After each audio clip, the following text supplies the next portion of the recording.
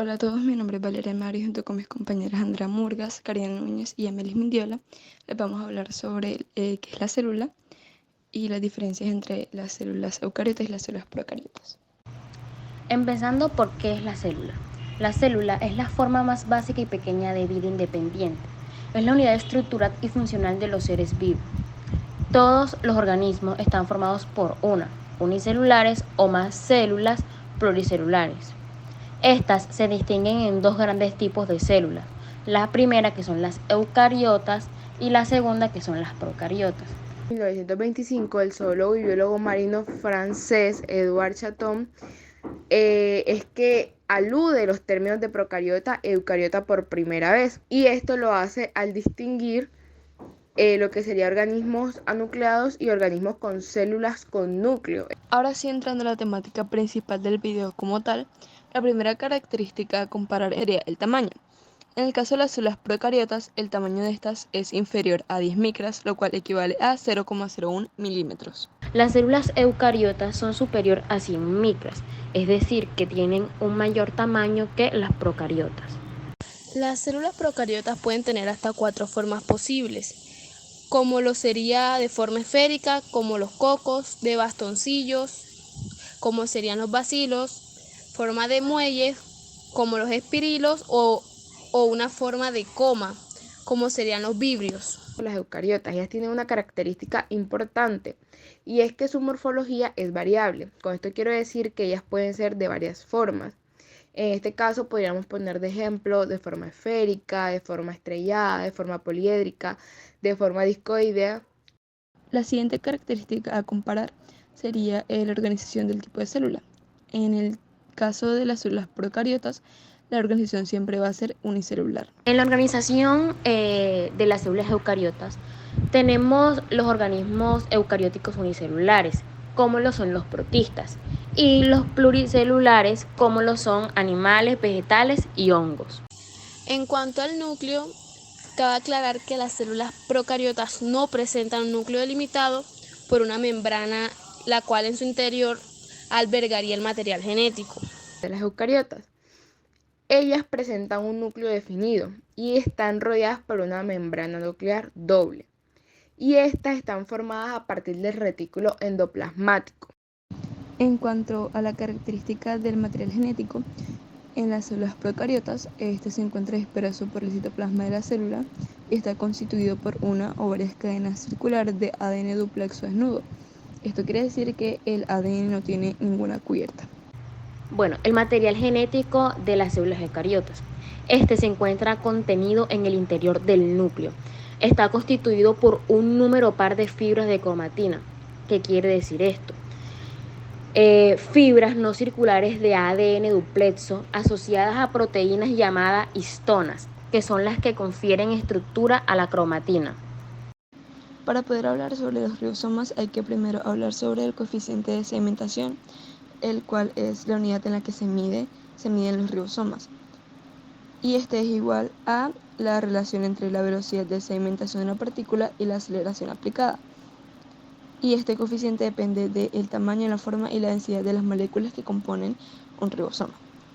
Y en el caso de las células procariotas, los ribosomas están presentes y su coeficiente de sedimentación es igual a 70. En las células eucariotas el ribosoma está presente y es comparativamente mucho más grande que el de la procariota y tiene un coeficiente de cimentación de 80 S.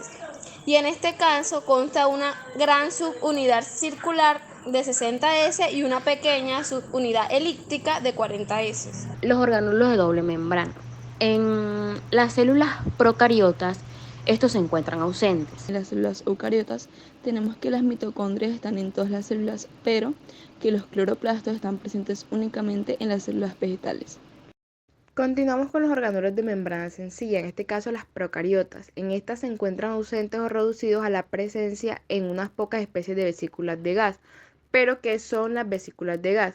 Son estructuras intracelulares típicas de las cianobacterias y otras procariotas, pero acuáticas. En cuanto a los orgánulos de membrana sencilla en los eucariotas, tenemos que son abundantes y variados en todas las células. Algunos de los de estos organelos son el retículo endoplasmático, el aparato de Golgi, las vacuolas, los lisosomas, las peroxinas y entre otros. Ahora hablaremos sobre los flagelos y los cilios en las células procariotas y las células eucariotas. En las células procariotas solo encontramos flagelos y estos se encuentran anclados a la membrana y a la pared celular.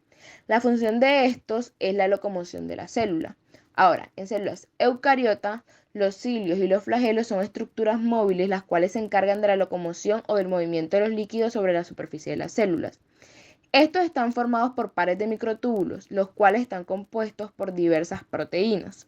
La membrana plasmática de los procariotas, formada por doble capa de fosfolípidos con proteínas intercaladas entre ellos, sin colesterol, con invaginaciones llamadas mesosomas, en las que se centralizan la mayor parte de las funciones celulares.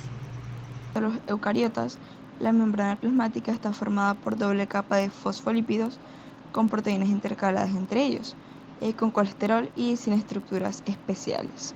En las células procariotas, la pared celular la podríamos definir como una estructura rígida, la cual rodea la membrana plasmática, dándola esta resistencia y protección. En algunos grupos contiene peptidoglicanos, lo cual son cadenas de azúcares que están como unidos o entrelazados a cadenas cortas de aminoácidos. Mientras que en las células eucariotas, la pared celular cumple la misma función, rodea la membrana plasmática dándole esta resistencia y protección, y en las células vegetales está formada por celulosa y en los hongos está formada de quitina. Hablando de la alimentación de las células, se podría decir que las células procariotas son autótrofas, lo cual significa que pueden producir su propio alimento, ya sea por fotosíntesis o quimiosíntesis, pero también son heterótrofas, ya que pueden tomar los alimentos ya elaborados por otro organismo. Y las células eucariotas, de la misma forma que las procariotas, se pueden alimentar tanto de modo autótrofo como modo heterótrofo. Las células procariotas se reproducen de manera asexual y lo hacen por medio de la fisión binaria. Esta consiste en que la célula se divide dando origen a dos células completamente iguales. Esta situación la compensa teniendo una gran cantidad de descendientes, porque en periodos de tiempo muy cortos estos garantizan su continuidad en la Tierra. Continuamos con la célula eucariota. Estas se reproducen tanto de manera asexual como de manera sexual. De manera sexual lo vemos en fisión binaria y también lo vemos en gemación, entre otras más. Ahora hablemos de la respiración de las células. Por el lado de las células procariotas, estas pueden tener una respiración aerobia si requieren de oxígeno y anaerobia cuando no necesitan de este. En las eucariotas, estas presentan los mismos tipos de respiración que las procariotas, solamente que en esta la predominante es la aerobia. El ADN de las células procariotas es circular y desnudo. Este presenta un solo cromosoma circular y sin proteínas, que son las histonas. Está situado en una región del citoplasma llamada nucleoide. También pueden tener fragmentos de ADN libres conocidos como plásmidos. Por otra parte tenemos la célula eucariota. Su ADN es lineal unido a proteínas.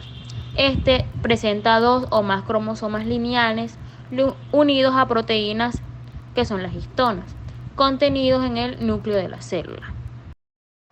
Y ya con esta última característica cerramos el video. Muchas gracias.